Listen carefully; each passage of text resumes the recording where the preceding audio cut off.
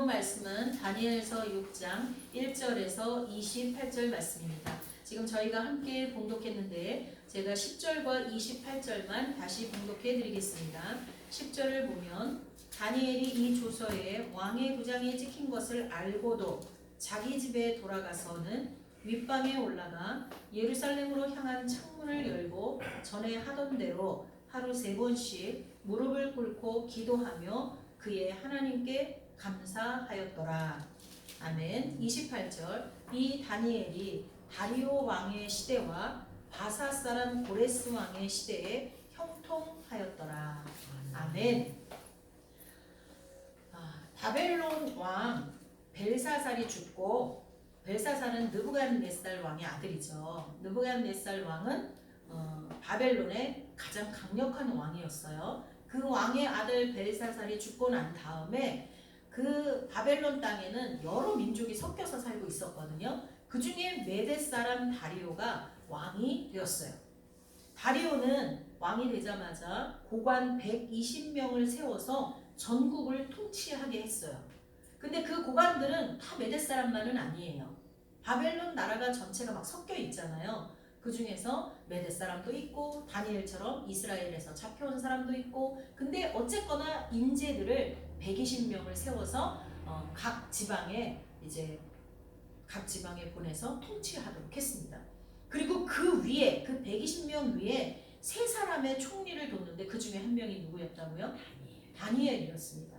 근데 다니엘은요, 마음이 민첩하여서 그 총리들과 고관들 위에도 가장 뛰어났다고 성경은 기록하고 있습니다. 120명 위에 세워졌으니까 당연히 120명보다는 뛰어났겠죠. 근데 총리 셋 중에서도 다니엘이 가장 뛰어났다라고 성경은 기록하고 있습니다. 그런데 이를 시기한 고관들과 총리들이 다니엘의 허물을 찾아서 그를 무너뜨리려고 하고 있습니다. 여러분 생각해 보세요. 우리도 다른 이들보다 좀 더 성실하고 좀 더 능력 있고 또 좀 더 성과를 내면 모든 다른 사람들에게 어떻게 해요? 시기와 질투를 받게 되어 있죠. 뭐 지금 학교에서 공부하는 학생이든 직장에서 일하는 우리 집사님들이건 할 것 없이 내가 좀 더 뛰어나면 누군가 나를 시기하고 질투하는 이가 반드시 있게 마련입니다. 다니엘도 거기에 걸려드는 거예요. 그런데 다니엘은 어떤 허물도 찾을 수가 없는 거예요. 120명의 총리 2명까지 3명 중에 다니엘을 빼면 122명이 어떻게 해서든지 다니엘을 무너뜨리려고 막 찾았는데 다니엘의 허물을 전혀 찾을 수가 없었어요. 그는 정직했고요. 그는 충성됐고요. 그러니까 아무도 찾을 수가 없는 거예요. 그러나 그들은 다니엘을 넘어뜨리려고 작정했기 때문에 끝까지 물고 늘어졌어요. 그러다가 그들이 발견한 한 가지 방법이 있었어요. 그게 다니엘서 6장 5절. 그들이 이르되 이 다니엘은 그 하나님의 율법에서 근거를 찾지 못하면 그를 고발할 수 없으리라 하고. 그러니까 다니엘은요, 하나님 앞에 충성된 것, 하나님의 말씀 앞에 충성된 것을 빌미로 삼지 않으면 다니엘을 넘어뜨릴 수 있는 경우가 한 개도 없다라는 걸 그들 스스로 알게 된 거예요. 다니엘은 하나님의 율법에 철저히 순종하며 살았던 사람입니다. 그는 바벨론에 처음 포로로 잡혀왔을 때부터 뜻을 세워서 이방 왕이 제공하는 음식을 먹지 않으므로 이방 나라의 문화에 물들지 않으려고 했습니다. 또 이방 왕이 주는 것을 먹지 않으므로 이방 왕에게 의지하는, 구속되고 내가 거기에 의존적인 그런 사람이 되지 않고 오직 하나님만 의지하는 사람이 되고자 다니엘과 세 친구들은 결단을 하고 그것을 지켰던 사람입니다.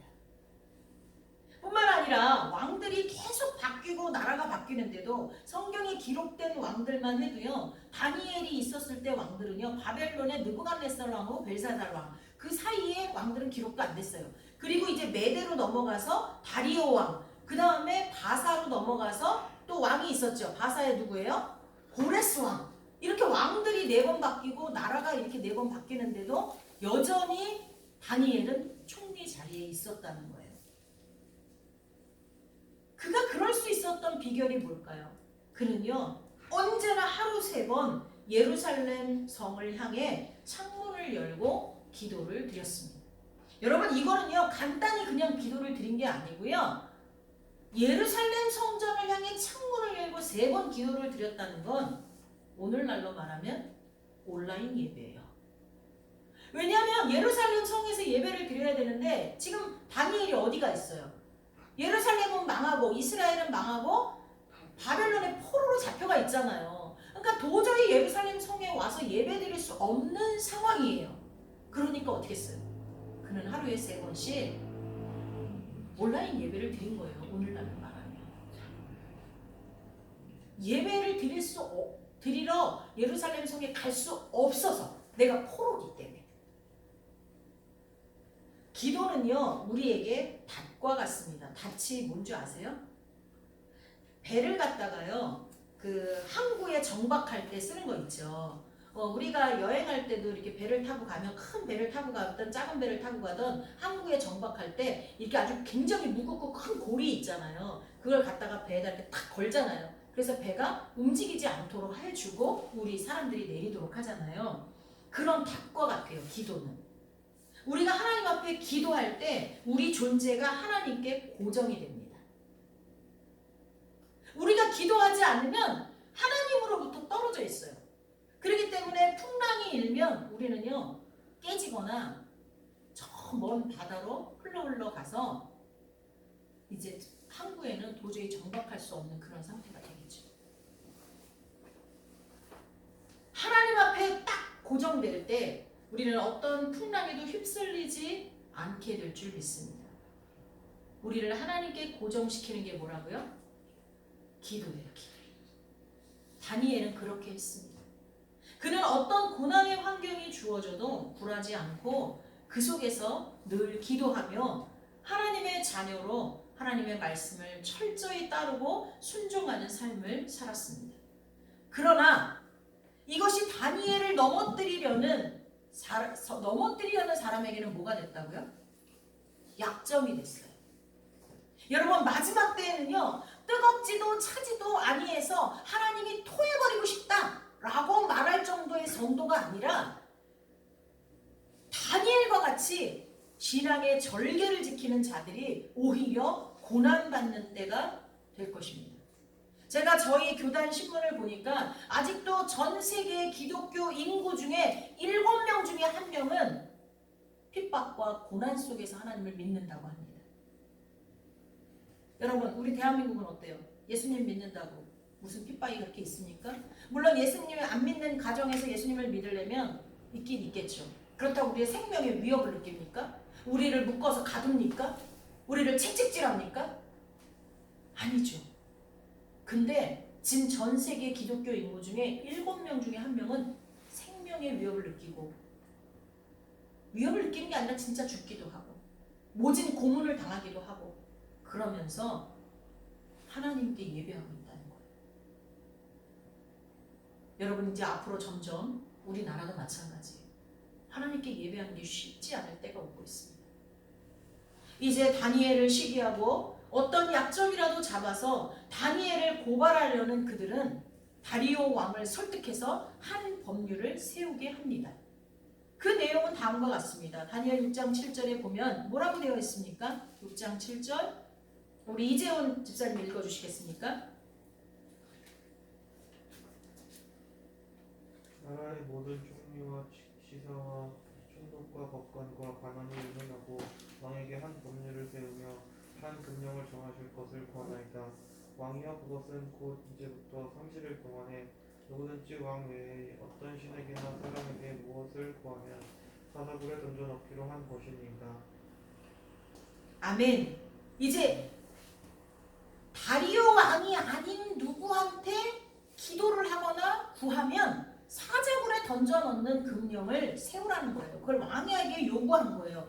뿐만 아니라 그 금령에 왕의 도장을 찍어서 메대와 바사에 고치지 아니하는 규례. 무슨 얘기냐면 왕이 거기에 도장을 딱 찍으면요 누구도 고칠 수 없는 규례가 메대와 바사에는 있었다는 거예요. 그러니까 왕의 도장까지 딱 찍어서 왕조차도 고칠 수 없게끔 만들어 버리라는 거예요.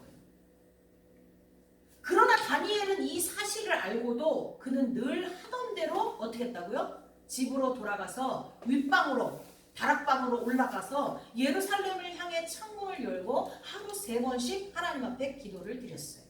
자, 이제 다니엘을 무너뜨리려고 하는 자들은 이때다. 그걸 노린 거잖아요. 그래서 다니엘을 바로 고발하게 됩니다. 비록 다리오 왕이 이 모든 일들이 다리오 왕을 높여주고 충성을 맹세하고자 하는 행동이 아니라는 것을 알았어요. 그리고 오히려 충신인 다니엘을 음모하고 다니엘을 무너뜨리려고 하는 것을 알았기 때문에 다니엘을 구하고 싶어 했어요. 이 다리오 왕은요. 다니엘이 얼마나 정직하고 충성된 신하인지를 알았거든요. 그래서 구하려고 했지만 성경을 보면 마음뿐이었어요.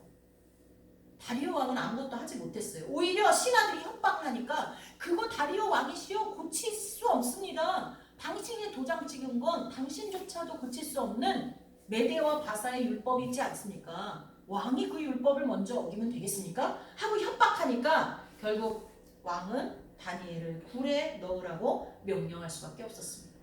여러분 여기서 누가 생각납니까? 빌라도가 생각나지 않습니까? 빌라도는요 예수님이 죄 없으신 걸 알았거든요. 근데 어떻게 했어요? 군중들이 막 예수님을 못 박아라 예수님을 못 박아라 막 이러니까 이 밀란이 날 것 같아서 그럼 자기 위치가 위태롭잖아요. 로마에 있는 황제한테 자기 목이 달아날 수도 있잖아요. 그러니까 어떻게 해요? 예수님을 못 박으라고 하죠. 그러면서 비겁하게 자기는 손을 씻어요. 자기가 명령해서 예수님을 죽음으로 이르게 했으면서도 이 죄값은 니네가 받아라 하고 손을 씻죠. 근데 우리는 아직도 사도신경에서 예수님이 누구에게 고난을 받았다고 합니까? 로마 병정에게 고난받았다고 말하나요? 아니에요.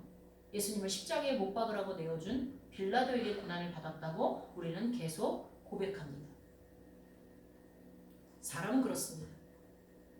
자기가 아무리 그 사람이 무죄한 걸 알아도 그 사람을 풀어주고 싶어도 할 수 없어요. 세상을 살다 보면 나를 이유 없이 싫어하는 사람도 있고요. 나와 결이 달라서 사사건건 충돌하는 사람도 있습니다. 그게 가족일 때는 참 비참하죠. 그게 내가 매일 보면서 일해야 될 가까운 동료일 때 참 힘듭니다. 근데 반대로 이상하리만치 나를 좋아하고 늘 지지하고 언제나 내 편인 사람도 있습니다. 여러분 살다가 그런 사람을 만난 적이 있습니까? 전 참 많이 있었어요. 이상하리만치 내가 해준 것도 없는데 저를 좋아하고 저를 지지하고 언제나 제 편인 사람들이 많이 있었습니다. 참 복이었습니다. 그러나 막상 내가 어려운 일을 만나면 그들조차도 나에게 늘 친절하고 나에게 너무 잘하고 그런 사람들조차도 나를 어려움에서 구해주지는 못했다는 것입니다. 여러분은 어떠셨습니까? 한결같이 나를 고통 속에서 구해주신 분은 오직 하나님뿐이었습니다. 설사 하나님이 나를 구원하시기 위해 누군가를 사용하셨어도 그 사람 때문이 아니라 하나님이 그렇게 하셨다는 것을 깨닫게 하셨어요. 비록 하나님은 하늘에서 뚝 하고 무슨 돈덩어리를 떨어뜨려 준 것도 아니고 아픈 것을 하나님께서 밤에 딱 나타나셔서 내 가슴에 손을 딱 얹고 내 심장을 고쳐주신 것도 아니고 내 심장을 고쳐주고 있는 사람은 세종병원에 있는 의사고 내 돈 문제를 해결해주고 있는 사람은 내 남편이고 내 아들이고 그래도 그들이 하는 게 아니라 하나님이 그들이 복되지 못하도록 막으면 그들이 실력 없게 만들면 그들이 나의 질병을 발견하지 못하게 만들면 아무 소용없다는 걸 알아요. 나에게 여러 가지 문제를 해결해 주려고 내 가족들이 아무리 노력해도 하나님께서 내 가족들의 복의 통로를 막아버리면 내 문제 해결해 줄 수 없거든요.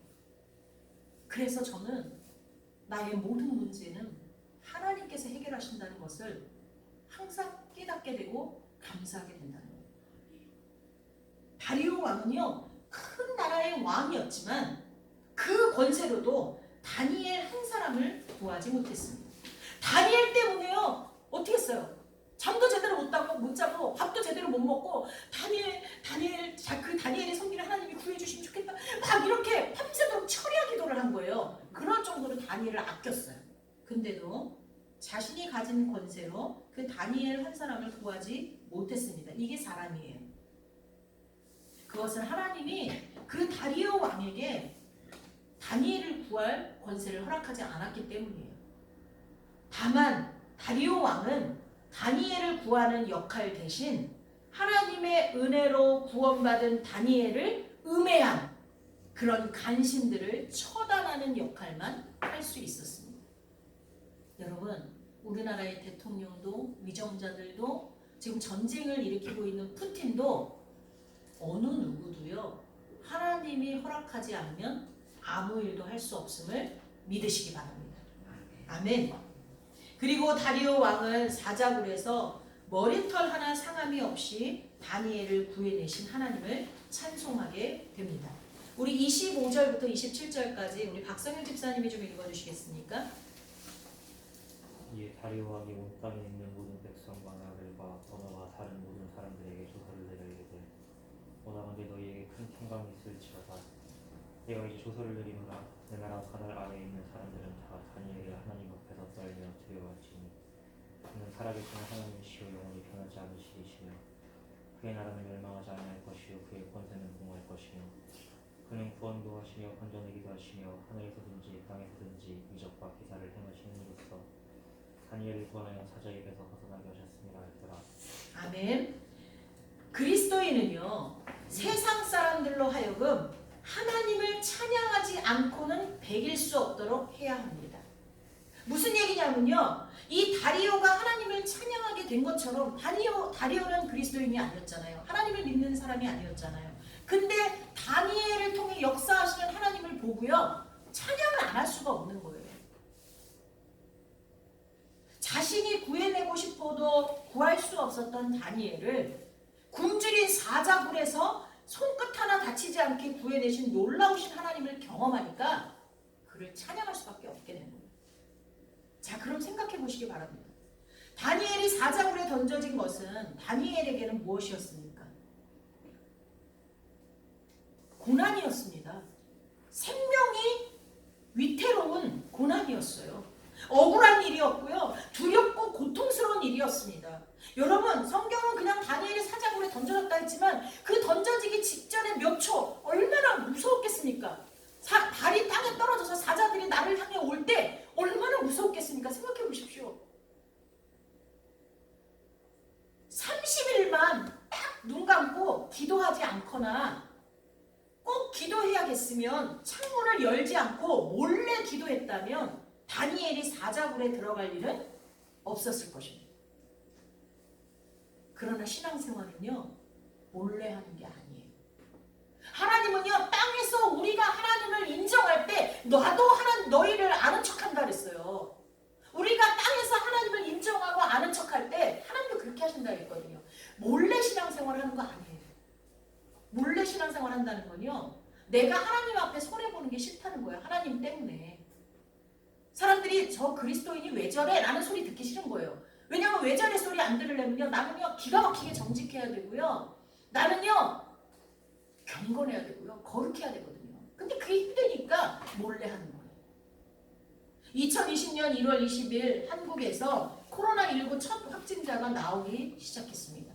그리고 지금까지 상황에 따라서 대응 방침이 여러 차례 변동이 있었지만 한동안 우리는 매주 다니던 교회에 나가지 못하고 가정에서 예배를 드려야 하는 상황이 있었습니다. 뭐 때문이었죠? 사회적 거리두기 때문이었잖아요. 그런데 신기한 것은 지금은 그 사회적 거리두기가 없어졌는데도 예배의 회복이 이루어지지 않은 많은 성도들이 있다는 것입니다. 그리고 사회적 거리두기가 있는 시기에도 교회는 안 나오지만 자기가 가야 할 곳은 다 갔어요.